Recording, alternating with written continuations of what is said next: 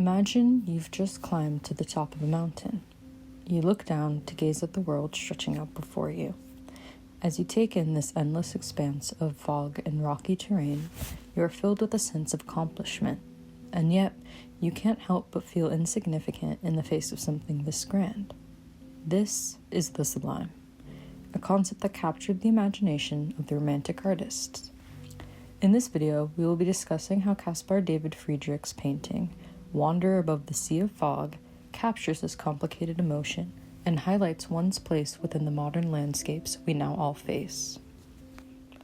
Painted in 1818, this quintessential piece of German Romantic art invites us to examine the imagined landscapes before us, constructed from various sketches he took of the Elbe sandstone mountains.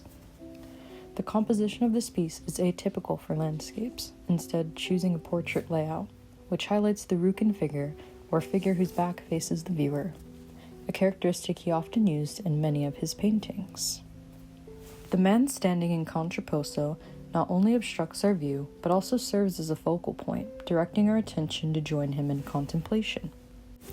It evokes feelings of isolation and self-reflection, reminding us as the viewer of our mortality and our inability to fully grasp the nature of the world which stands before us. The overall hues used are muted, which makes this painting rely on the contrasting values of tones rather than saturation. The artist uses dark colors to represent solid structures, like the rocky outcropping and the faceless figure, which in turn balances with the light sky, wispy clouds, and overwhelming fog.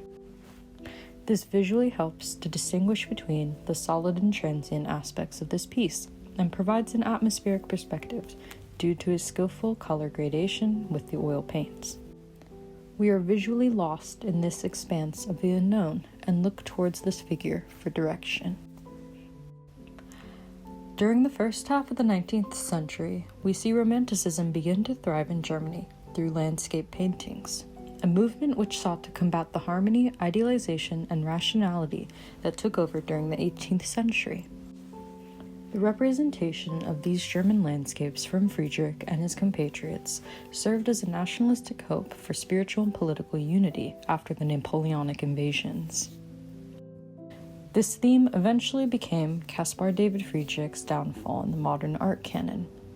Used by the Nazi Party to spread propaganda, nationalist rhetoric, and even given the label of Hitler's favorite artist, Friedrich fell out of popularity and disfavor until renewed interest emerged in the 1970s. Sublime works sought to capture the point where one's emotional reality transcends beyond the logical. Edmund Burke published the first significant essay on the sublime in 1757, and later German philosopher Immanuel Kant expanded on his idea, claiming the manifestations of the sublime are twofold.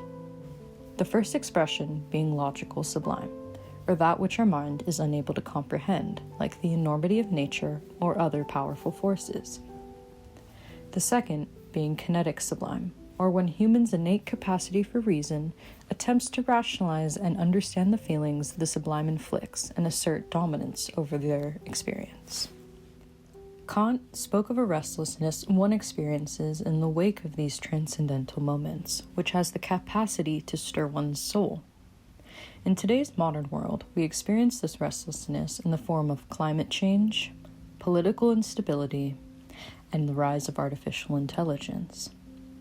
We currently find ourselves staring over these abstracted seas in a self-critical reflection, pondering what our role to play in these events are. Sublime objects or events inspire within us concern for our safety and our self-preservation, which can lead to an over-cultivated state of nature. For example, current environmental crises often lead people to withdraw apathetically, becoming passive spectators to forces they feel they cannot control.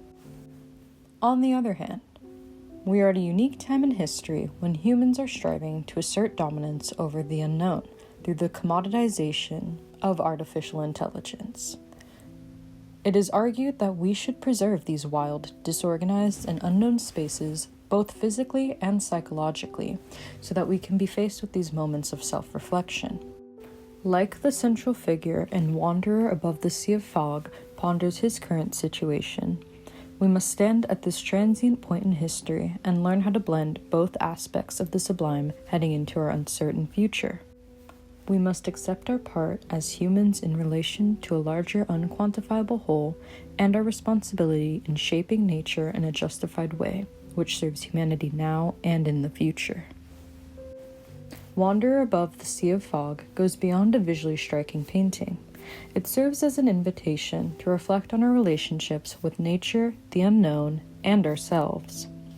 Friedrich's masterpiece reminds us that while the terrain may be uncertain and somewhat paralyzing, humans' ability to adapt has proven steadfast throughout our history.